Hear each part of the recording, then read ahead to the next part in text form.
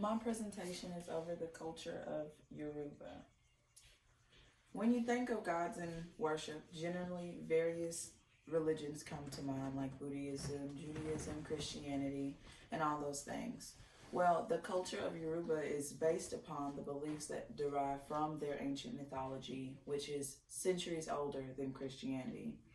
The Yoruba culture actually traveled through the Atlantic slave trade to America and evolved into different things such as voodoo.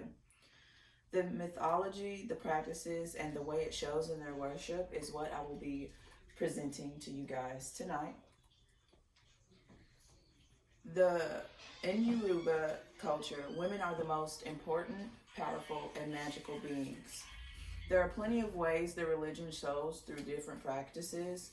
The goddess Yamoa, known as the Mother of All Gods, which is a collection of 300 gods. She loves and blesses all who follow and worship her, and is known as a mermaid that links mankind to its ancient home. The goddess Oshun is the first female goddess to descend to earth and the only god to bring order to the earth. Yoruba people believe they were sent to populate the earth.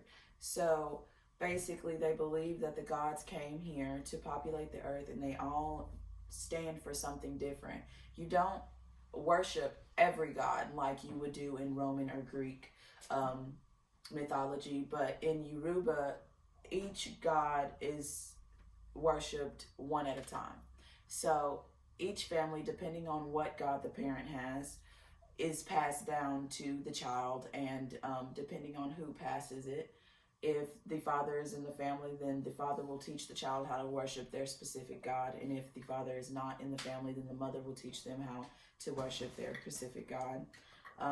A way that the practices show in the Yoruba is if a divination, it's a problem solving practice, and it uses 16 palm nuts, which basically stands for the god Ifa, which is the god of divination.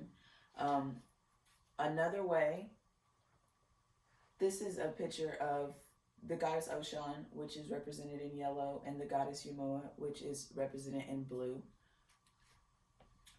One big part of the worship that the Yorubans do, they use a lot of musical material that enhance and produce religious symbolism, and it shows how it is socially important. The orishas individualize through colors, food, banners, and icons.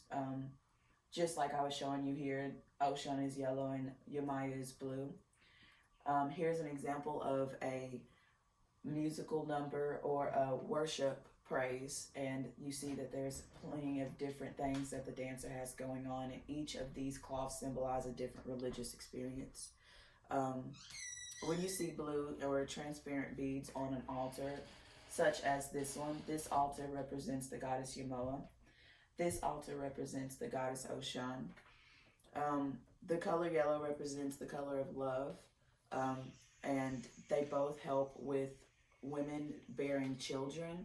They are mother and daughter, and females in the culture are known as the daughters of Oshun. In conclusion, I hope that you guys learned anything that I learned while doing my research. I actually stumbled upon the culture of Yoruba through a friend who suggested a show on Netflix, and it introduced me to all the information about these things. And this is older than Christianity, and it's still maintained through all of these years, and it influences a lot of things that people do in American culture. So Yoruba culture, being as old as it is, could help you understand a lot of things that you never thought of before.